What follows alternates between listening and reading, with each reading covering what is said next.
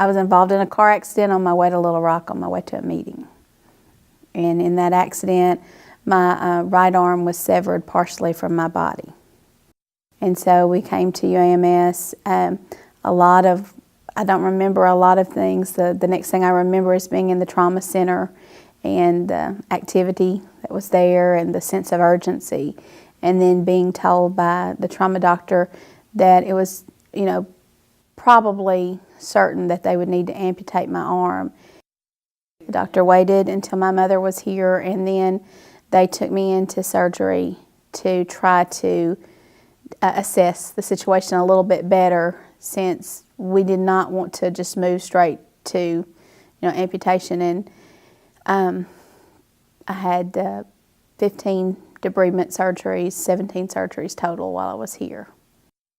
So I think if I had gone to any other hospital where there wasn't a trauma center and they weren't willing to wait for my family, they would have amputated my arm. In fact, I've had other medical professionals say, you're very lucky, because at our hospital that would have been an automatic amputation. The damage was too severe. We would not have had the staff to accommodate the surgeries and the aftercare.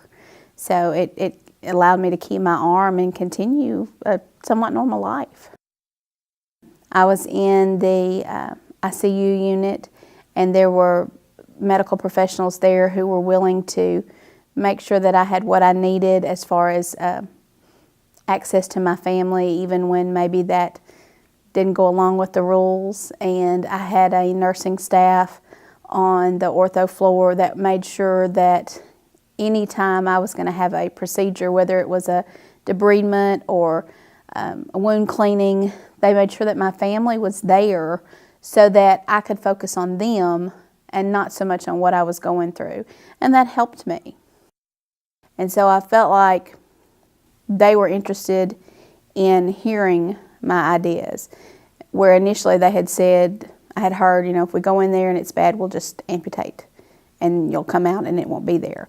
And so after discussions with family and allowing me to have folks like that talk to them too, not just the patient, but also having my husband and my parents talk to them, the conversations that we had prior to surgery is, we won't do anything that we don't talk to you about first.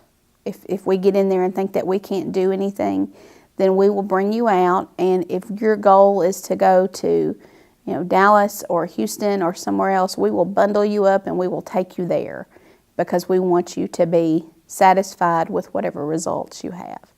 And I felt like that, you don't hear that a lot from physicians and folks who know a lot. Because there were so many physicians and residents and interns and nurses and physical therapists and social workers and people in and out of the room, and at times it felt like that it was more about the process and less about the person.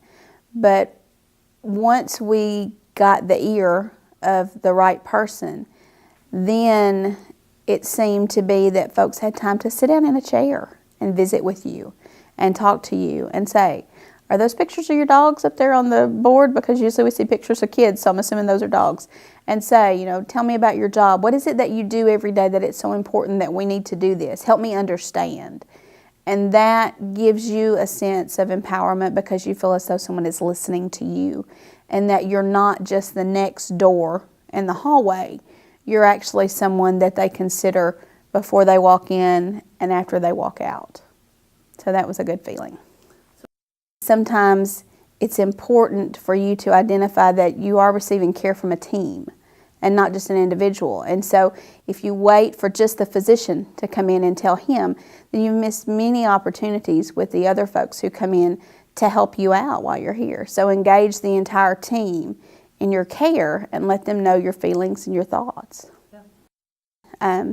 I can do things now that probably I would not have done with 2 healthy arms, because it challenges me, and I would not have had that ability without the folks at UAMS. I would like to see that every patient who walks through the door has the opportunity to have that custom relationship with all of their staff, that relationship with their physician where they can say what they want to say and not be intimidated because he's a physician or she's a physician, and not be intimidated because they're on the other side of the table or the other side of the counter. I'd like every patient to feel empowered, as though they have a say-so and they have a right to have that say-so about their care. I would tell them thank you for listening and for being willing to give me the opportunity to make decisions about my health care.